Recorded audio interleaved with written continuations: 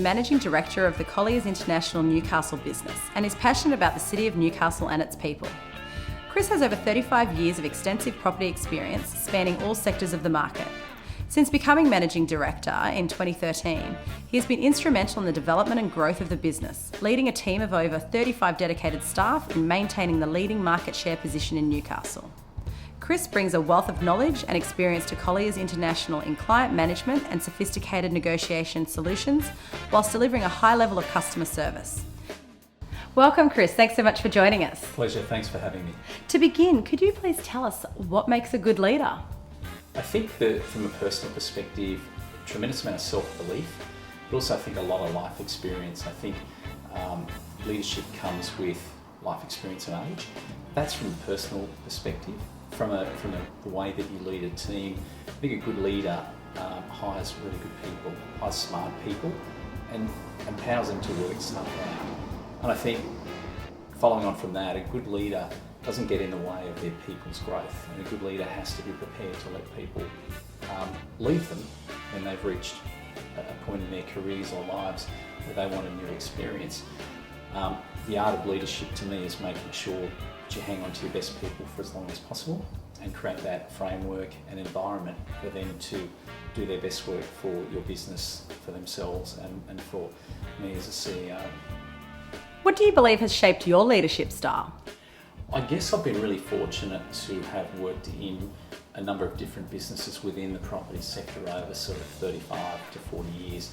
But I think one of the businesses I look back on was 8 years I spent at the Delaney Hotel back in a really pivotal time of the late 80s, early 90s. It was one of the first hotels done up in Newcastle. And I spent much of my time talking to people from all backgrounds and different walks of life, people without much money and without much opportunity in life, right through to business people, and we catered for every demographic. And I think mixing with over 8 years, literally tens of thousands of people, really shaped me because I learned to understand people from all backgrounds. And I think, from the age of my mid-20s through to my early 30s, to have that life experience really set me up later in life. So, from a background perspective, the shape for me, nothing became too hard after that. If you run a pub, with 50 staff and thousands of people coming through every week and sorting out, not everyone,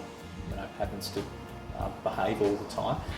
If you can deal with that, you can pretty much deal with most things in life from a leadership or management perspective. So, after that, obviously getting into property development and commercial property sales and leasing, and then transitioning into the MD role at Colliers.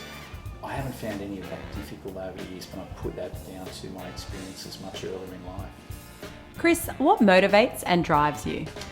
Look, I'm probably going to steal a line from Mark Taylor, the Australian cricket captain, who has a simple philosophy on leadership, that trying to leave a better place for your presence than when you got there. And to me, that just makes the ultimate sense. Every time I've headed up something or done something, I've tried to improve the place, improve the business, improve the environment, and leave it a better place. So, I think, my experiences, which I talked about earlier with Delaney, we left that pretty damn good place compared to when we took it over. A lot of the development work that I've been involved with in the City of Newcastle, we've left an imprint. We've left behind buildings in town that I think have improved the streetscape. And with my current business, Colliers, transitioning that into the real corporate world and being at the forefront of Newcastle's transition over the last 7 years from a large regional town into what we're now seeing as an emerging global regional city of some significance, and being a really big part of that. To me, that's the most exciting part of what I do, and to leave a legacy behind of the business and the people that you work with and what you've done in a town or a city. To leave it a better place, I think, is the key thing for me. What is one action or task you ensure you incorporate into your diary each week? Yes, so this is a good one. This is sort of like the exercise thing, and it's easy to make an excuse not to do this. But for me, the most important thing when, much of my life is dealing with people, day and night. The phone in my role rarely stops, and neither does the email. So for about 3 or 4 hours a week, generally in one block. I try and turn everything off. Sometimes it's a Sunday afternoon, it might be winter, 2 o'clock till 5 o'clock. Sometimes it's with a glass of red, but for me, it's that planning. It's looking what I didn't get done in the previous week that I need to. It's prioritising that for the next week, and then it's thinking about the new things, the ideas, the people I need to engage with.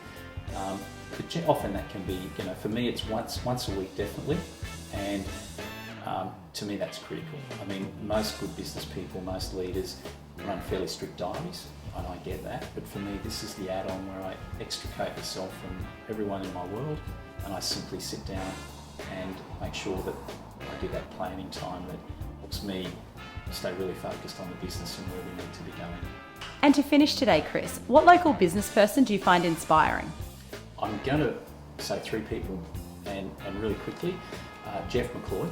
Jeff has done more for heritage, preservation, restoration in this city than anyone I know, in the buildings that he's acquired and done up, and just his sense of civic and community and the amount of money and time and effort he's devoted to great charities. Keith Strike, for the wonderful legacy he's left on our construction and development landscape. There's so many buildings around this city that Keith's construction development group have been involved in. And Peter Dodds, I think Peter, the founding CEO of Colliers 20 years ago. I think really importantly, Peter is a self-made person, came from very humble beginnings, founded a business on the kitchen table in Dudley that is now the preeminent real estate business in the region, and gives that global connectivity for this city through our reach nationally and internationally. So they're my inspirations, and they're the people that I look to. Excellent. That's a great way to finish today. Thank you so much for your time. Absolute pleasure, and thank you for having me.